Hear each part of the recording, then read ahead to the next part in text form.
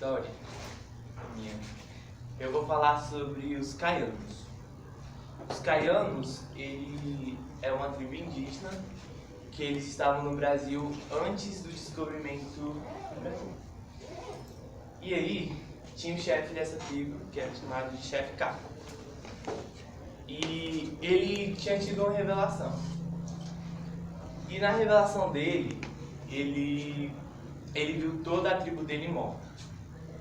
Por causa que ia chegar uma grande coisa flutuante com homens maus e ia matar toda a tribo dos caianos. E o chefe K ficou muito aflito com isso, porque toda a revelação que ele tinha acontecia.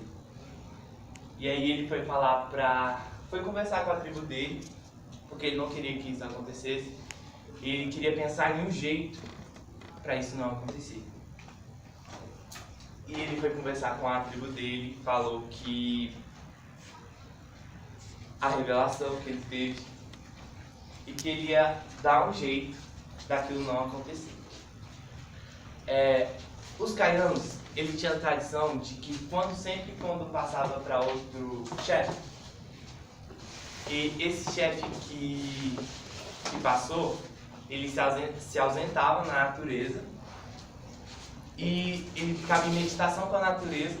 Ele chegava num ponto tão intenso de meditação, essa tribo, que ele virava parte da natureza.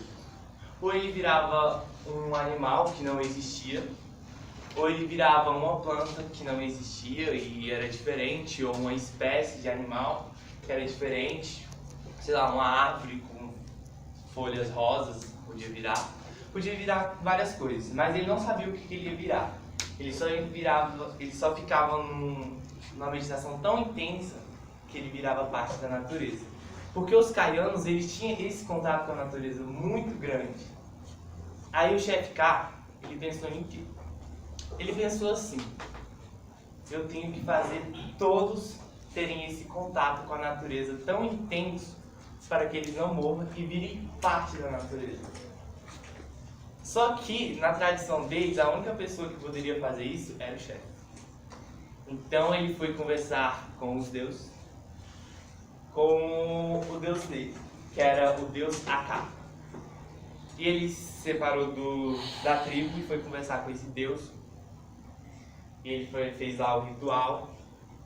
E para que o povo dele fosse salvo, através dessa meditação, ele tinha que sacrificar. Ele tinha que se sacrificar pelo povo dele. E ele resolve fazer isso. E ele se reúne, porque já estava muito próximo àquela revelação. Porque quando ele tem uma revelação, rapidinho já vai acontecer aquela revelação. E aí ele vai conversar com a tribo dele. E ele vai explicando como é que funciona, como é que vai fazer a meditação. Que eles têm que se separar, não podem ficar juntos.